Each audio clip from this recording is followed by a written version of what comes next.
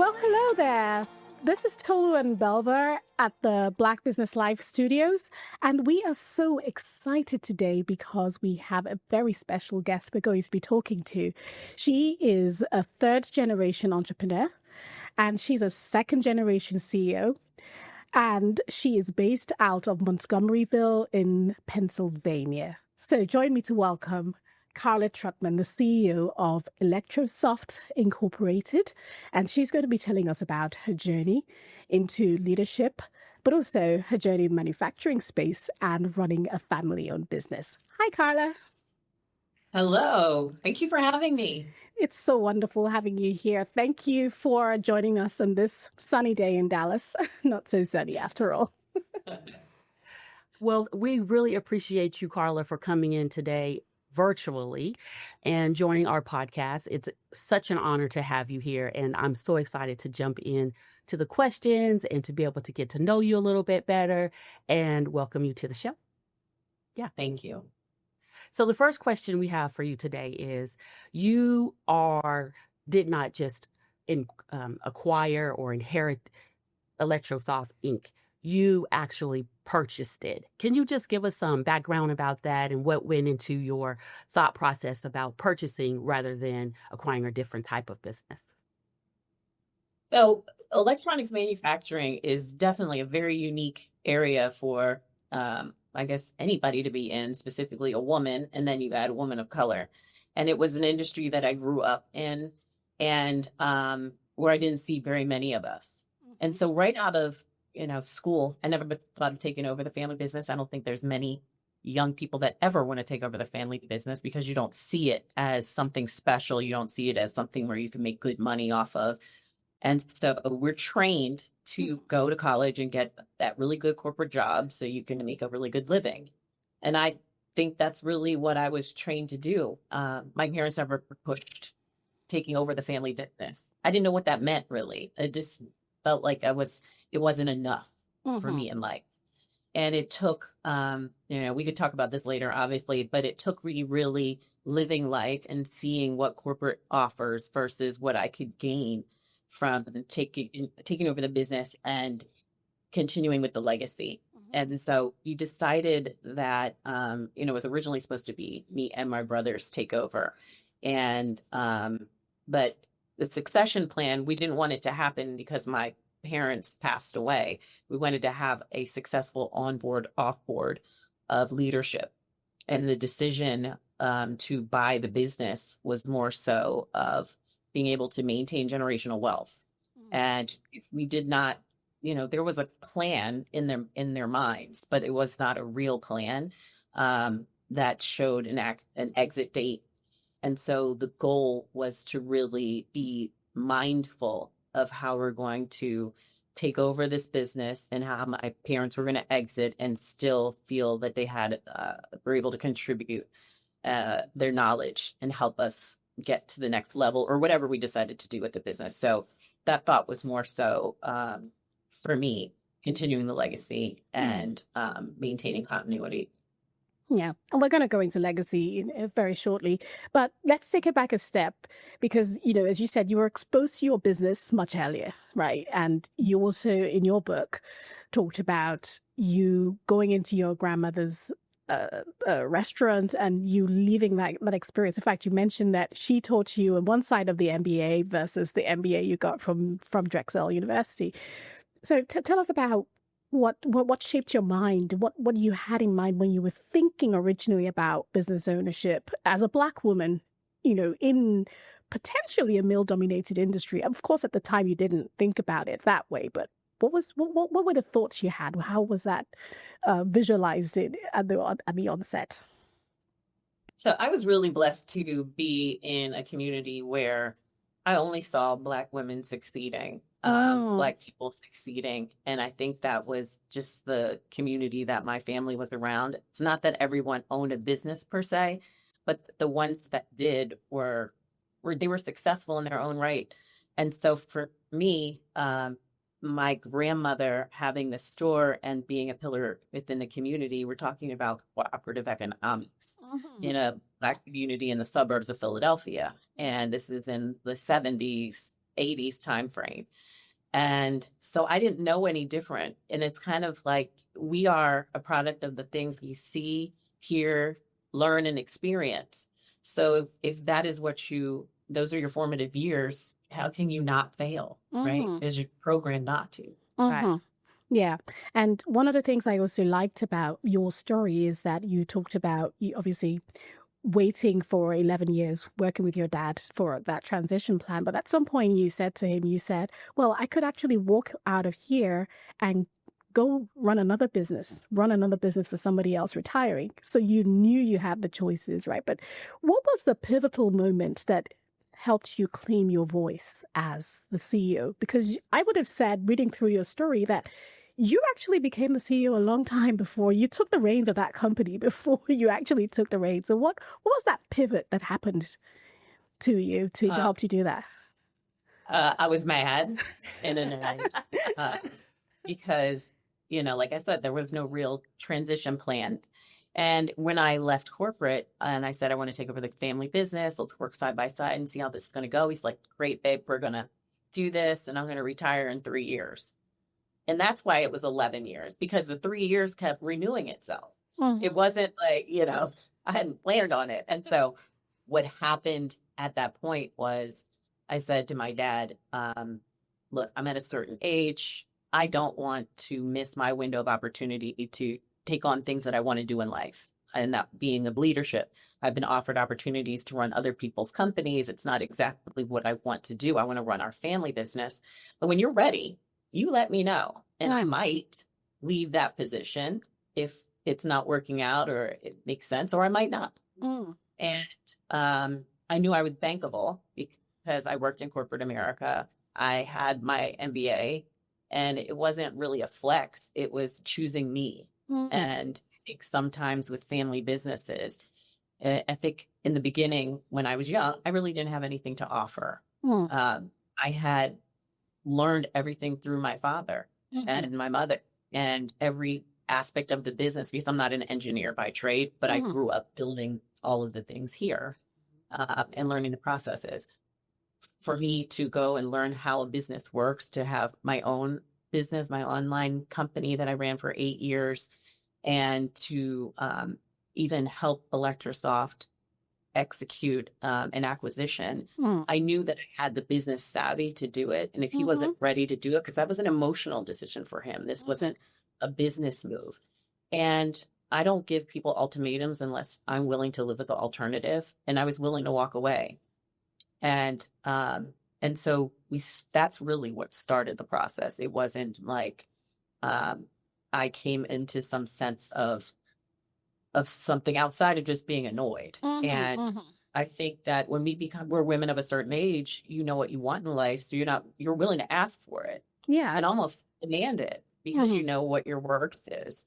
And I think my father realized what would be walking away at the time. But my dad's also my dad. So he was kind of like, okay, well then go if that's what you want to do. And so it was really just a line of communication of where are we? What's the plan? Let's work through it. I don't want it to be acrimonious. But I do, now that I think back on that, you mentioned it, becoming CEO, there was a book I read, I think it was called Becoming CEO, and it was more so in a corporate setting. But I think sometimes as women, we don't express how we really feel. We don't ask for what we really want. And we don't know our value. And I've always been somebody to really speak up. And that's because of the entrepreneurial family. That's because those were the things that were instilled in me. So it's like they couldn't be mad at me being what I was raised to be. Yeah. Yeah. I do have a question there because it's very important and interesting. So you have 2 brothers. And this is such a male-dominated industry, manufacturing, right? So do you think that the hesitancy from your father on the father's side was more about the succession should go to the brothers? And were there any competitiveness between the 3 of you to be able to say, I'm going to step up as the CEO and my father needs to see me as a woman being able to run Electrosoft? Yeah. That's a good point. I think, I thought it was a little bit of male chauvinism in a sense. And I talked to other women that I know that took over their father's businesses.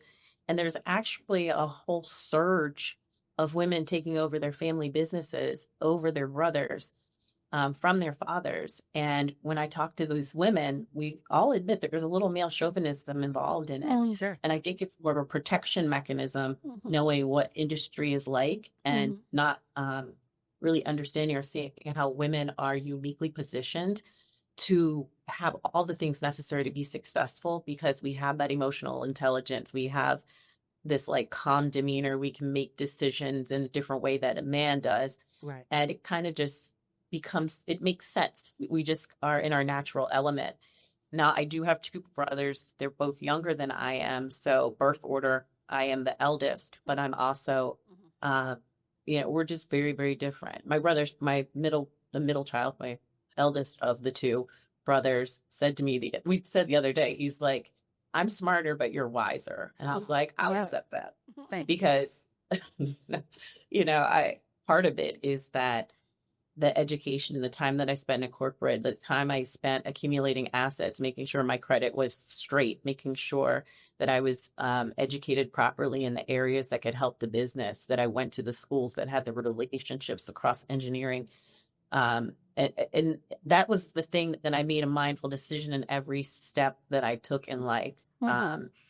Because I knew that my backup plan, if things didn't work out, I could always run this company. I didn't realize that I would have a desire to do it at one Yes. point. Yes. And you made such a great point there because we have many business owners out there who have worked in the corporate space. And sometimes you're like, oh, you don't want to be a corporate slave. You want to run your own business. But it's almost like a period of seasoning and marinating because you're grabbing all that experience. You're broadening your mindset and opening up yourselves to the breadth of opportunities out there. And at the right time, at the right point of leadership, those business opportunities do present themselves, but it's how we embrace it. And you talked a lot about preparation, being bankable, your credit score, your education, the qualifications that are required. And sometimes people think, yeah, you've got to start off like the tech entrepreneurs, go to your garage, sell books for a living for a while, the typical stories that we've heard all the time. But we have mature leaders out there who also want to go into entrepreneurship, and sometimes they don't have the time to start from scratch. You don't have 20 years behind their belt. So let's talk about what business ownership means in that context of transitioning from being in corporate to actually taking over a business. And it may well be that you become a CEO of an existing business before you have yours, or never. But what can you tell us a little bit more about that experience for you as you transition into leadership? Sure. I think that oftentimes it's sensationalized that you become this tech entrepreneur or venture capital with this great idea, and then all these people give you money and you launch. And I have so many friends right now that are brilliant, that are going through this fundraising aspect. And I find it extremely frustrating because we know the statistics. Black business owners that are trying to launch an idea do not get the same amount of venture capital as their counterparts. They have to pitch far more than most. They don't have access to the networks where the money is flowing or where there's good deal flow. And they find it to be incredibly frustrating. And I see that all the time. And one of the things for me is that I don't have experience in doing that at all. The only thing I pitch for is money from the bank.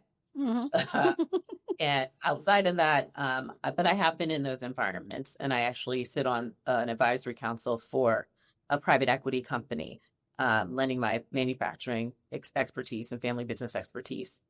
So when I think so there's a couple of things that you asked that I wanted to address. The first is when you think about owning a business, you don't have to start that way. You can acquire a business. There are websites that have business brokers of people selling businesses within a reasonable price range that you can acquire. And you don't need to have the millions of dollars that it's asking for. You can go through SBA loan, you can go through seller financing where the seller just really likes you and once loves your vision and believes in you and is willing to allow you to pay them over a course of couple of years from the proceeds of the business and allow them to successfully transition out. There's other ways that you can work with businesses and structure a deal that doesn't have a major impact on you. An example, it is the business that I bought or acquired through Electrosoft before I took over. The gentleman was a brilliant engineer, but he was losing money as a business owner. And so we looked at the finances and said, okay, we strip out all this stuff and bring it in-house. We can make some really good money owning this company. And it was a small company. It was less than $1 million. And we brought it in. And I think the way I did the deal was a debt deal. I said, look, you got all this debt. I'm going to take over all your debt. You can walk away and retire. And that was amenable to him because he couldn't afford to pay off what he had left, and it would have financially strapped his retirement.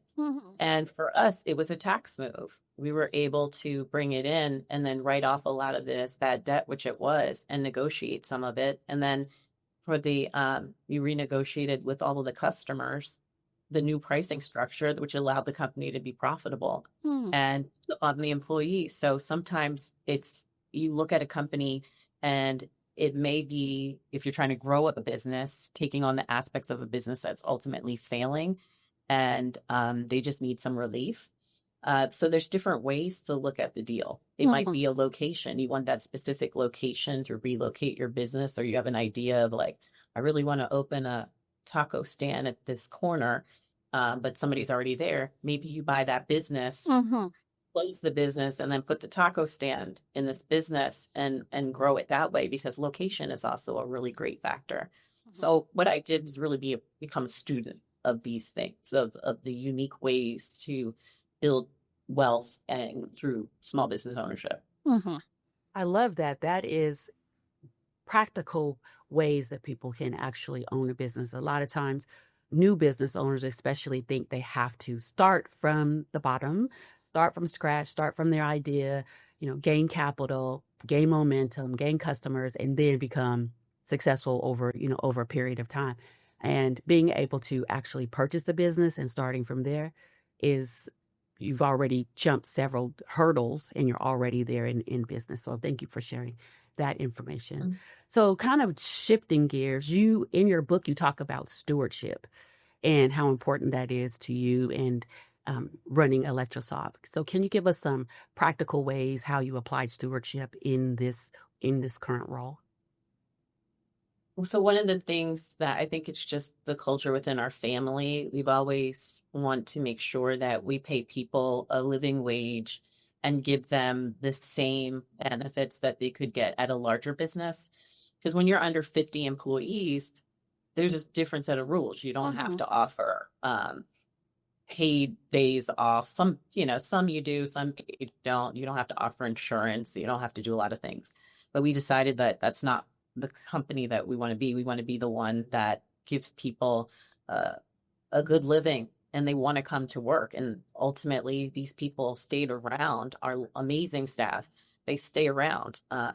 I forget what the average age is, but I was talking to somebody the other day and he's like, yeah, I've been here 27 years. And it's like, that's amazing. And then I talked to somebody I knew basically grew up in this company and she's like, oh yeah, I've been here 24 years. And just, we all grew up together in a sense, because even though I was in school and even though I was young at the time, I remember seeing all of these people.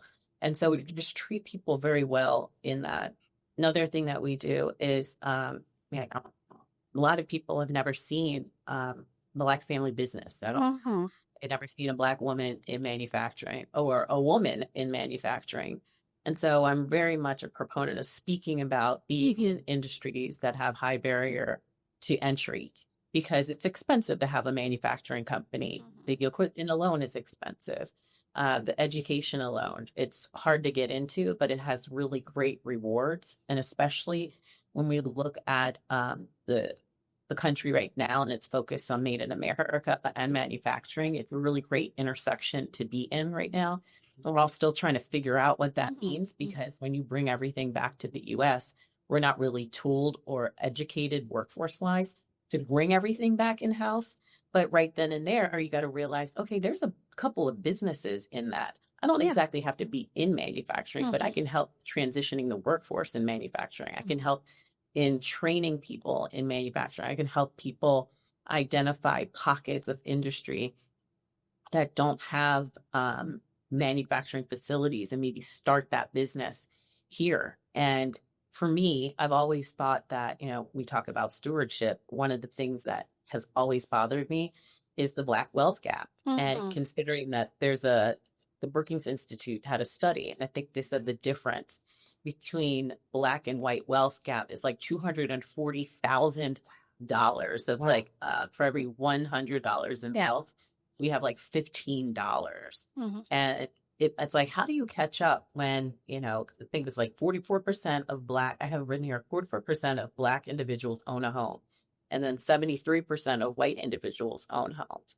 And when you think of the history of redlining and how Black individuals were not able to live in certain neighborhoods or to buy certain homes, and how it impacted their ability to take loans out or to pass or to help their children go to school because they couldn't take loans or couldn't take the gain from that property to help their families, and how that has compounded over years. It's too hard to catch up. Mhm. But I believe that small business ownership is one of the ways that you can, because entrepreneurs have a higher net worth than Mhm. people who are not entrepreneurs. The Absolutely. tax laws are written to favor small Mhm. businesses as opposed to high wage earners. Your ability to transition wealth from one generation to the next. I mean, it is a great strategy to help people close that wealth gap, to help us close that wealth gap. We just need to talk about it more and to create platforms such as this where Yeah. people can understand and gain that knowledge. Yeah. You're, Absolutely. you're so right, Carla. And one of the things that I spend a lot of time talking about is the fact that to own a business, you don't need to have a corporate experience. You do not need to have an MBA. You could be a skilled worker and have a business, right? And we have many people like that. But sometimes people don't see themselves as being able to. They feel, oh, yeah, I need to go and get that degree, to become a business owner. And you've just also reinforced that you could have a skill in a trade and you could offer that service to the manufacturing industry, and that could become a very lucrative business. The important part of it is creating the structures around you to create wealth and generate wealth from your family for your family. And so I want to just touch on that before we delve more into manufacturing. So talk to us about your experience around how you've utilized the entrepreneurship platform as a wealth creating mechanism or infrastructure.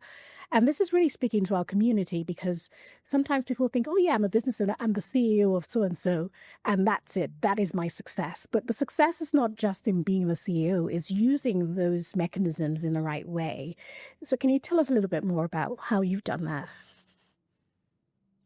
Well, going into the business, so one thing I didn't mention, like I am the sole owner of Electrosoft. I know you tried to tease that out earlier. Mhm. When it comes down to being able to acquire a business or go into entrepreneurship, you do need to have some simple things like good credit, an asset or two, and because the bank has to believe that you can pay back that loan, and that you have the ability. So a little bit of education behind it, or some type of structure, foundation, an advisory board, a council that you belong to, coaching, because I don't want anyone to falsely believe that you jump into a business. Yeah, I'm the CEO, and now you're in business. That, to your point, it is, you have to learn how to be a successful um, steward of the finances, because one thing my father always said is being in business will do one thing for sure. It'll take a big pile of money and make it into a small pile of money, because we think you need to have like the best office,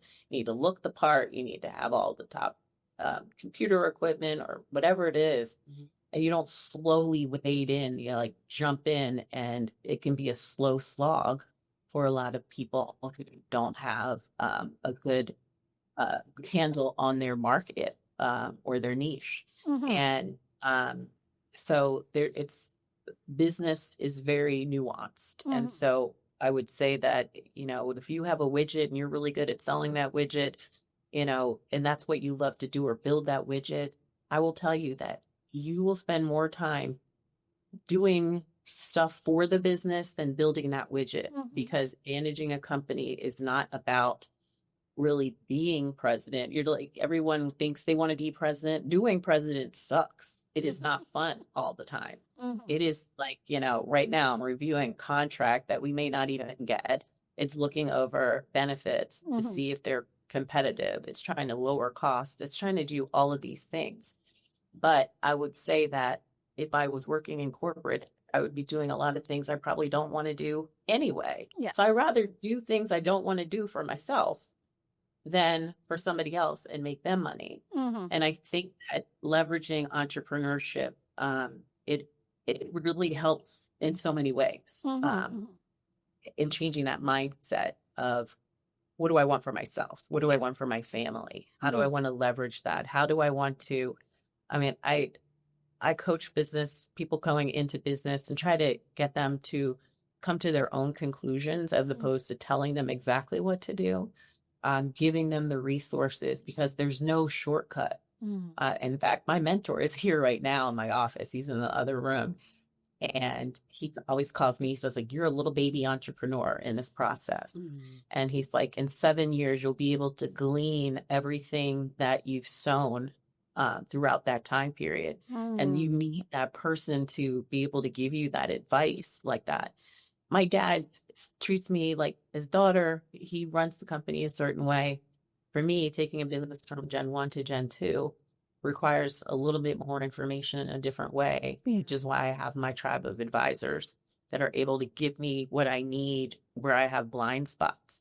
And so my platform is really just showing people that there's no perfect way. I don't know everything.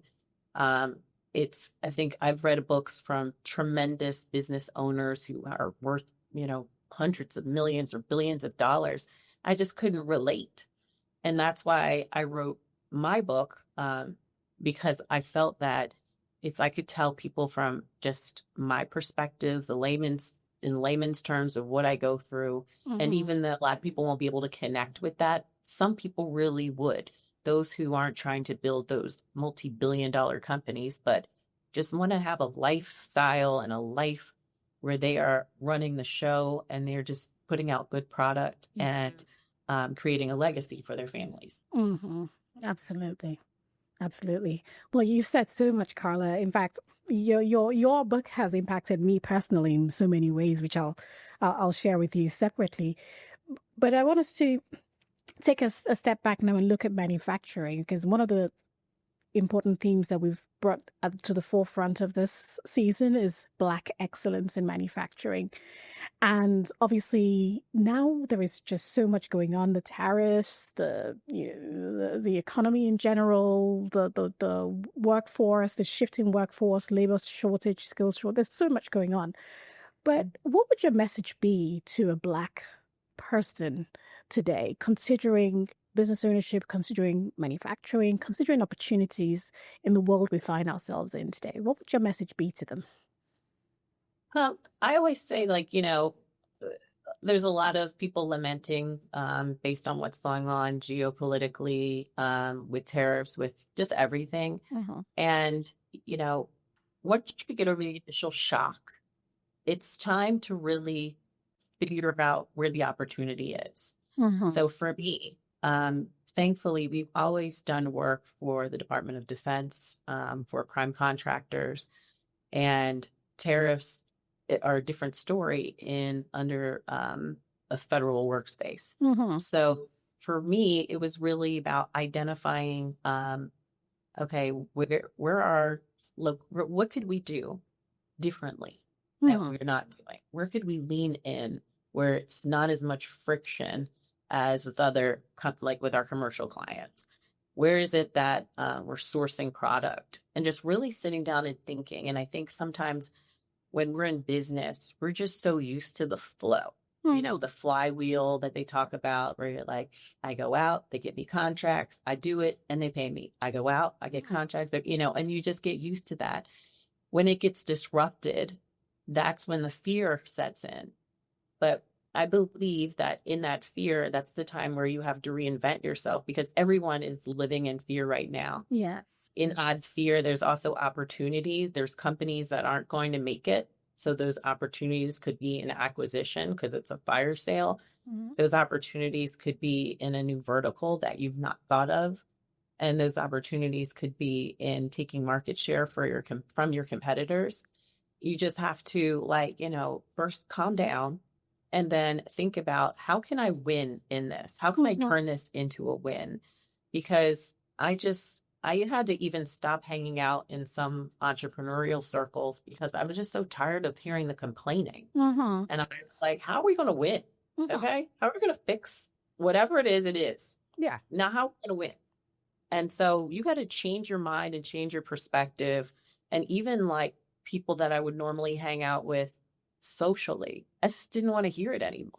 I needed solutions and people that, so I put myself in those positions, and it's really changed a lot for Electrosoft. It's helped us change direction in a lot of ways. And yes, there's scary times. There's issues with cash flow at times, but that's also, if you are a good steward of your finances, you know that you have to build your core cash so that you don't go out of business in a downturn, which this is for many of us. You have to be able to know your business well enough that there are economic indicators that serve as canaries in the mine that let you know that things are going to shift. So you have to shift direction. You have to make decisions faster than you normally will if you're bleeding cash. And it's really, I feel that I'm uniquely positioned and trained for this as a Black woman, because I feel like my whole life is a fire drill. Yeah. Absolutely. So you said so many exciting things. You talked about knowing earlier on that this is what you're were trained for. You were trained for entrepreneurship from the onset, and so you were just living that personality. You talked about being bankable, being prepared, all the groundwork that needs to happen to get you to become a seasoned entrepreneur. You've talked about stewardship and being accountable for the workforce as well as for your own legacy and owning that legacy as well, and legacy being important to you. And you've also talked about entrepreneurship being a vehicle for wealth creation in the community. And then finally, you've talked about as a Black business owner or an emerging Black business owner in the manufacturing space, learning to pivot very quickly, but also figuring out where the solution is versus focusing on the problems. So these are just amazing, because we could delve into each of those topics and expand on them. But before we round up, Belver, was there any other question you wanted to ask? My last question is, and kind of a comment as well, is you also, Karla, is giving back is very important to you. Mm-hmm. And we here at the Black Business Live podcast so appreciate you so much for coming in and sharing your wisdom, your expertise, your personality, all the gifts that you shared with us today, as Tolu just spoke about. But how else do you give back? And also, how can we and our viewers support you in the endeavors that you have? Well, thank you. I think that I learned that no matter what it is that you do, right, the best thing as a business owner feels good to give. Like it's a feeling of, I feel like it's selfish of me when I give, because I get so much back from it. Mm-hmm. I know it sounds really cliche, because I love shoes and I love purses, but Me too. not one pair of shoes, one purse has made me feel happier than when I'm sitting on some of these boards that I sit on and the work that I do. Yeah. So I sit on the board for the Free Library Foundation of Philadelphia, the Museum of the American Revolution, because that's a long story. It just starts with a child of mine who loved Hamilton, and I ended up on the board. That's the clip. But the other part is that I am on the African Women's Entrepreneurship Cooperative Board of Stewards. And that is my heart, because it's helping African women across the entire continent of Africa learn the fundamentals of business and apply it to their businesses and they're changing their communities. Yeah. I mean, they are making like goat milk ice cream, and they growing shea nut, Mm. and using the shea butter to really make just I would use some of their shea butter this morning. It's just fantastic products that they have.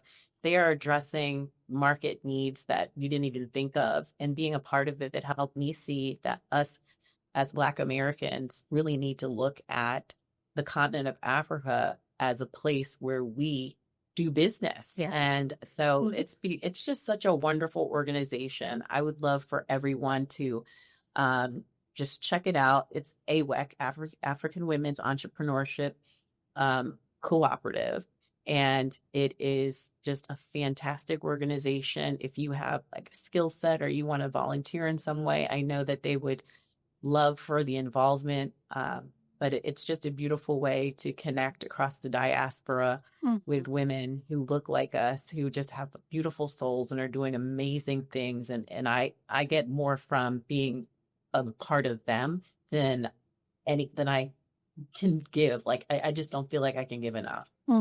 Lovely. Well, we'll be sure to add those notes in the show notes so folks can find those networks and get tapped in as well. So thank you so much for sharing that.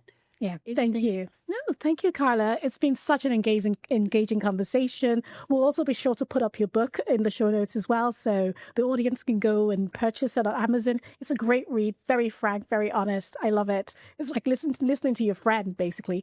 And but thank you again. Appreciate it. And so, everyone, this is Karla Trotman. She's shared her story, her life, and all the fantastic initiatives she's been working on. We look forward to showing the next speaker. And thank you for joining the Black Business Live. Thank you, Karla. Have a great day. Have a great day. Thank you, ladies. Thank you.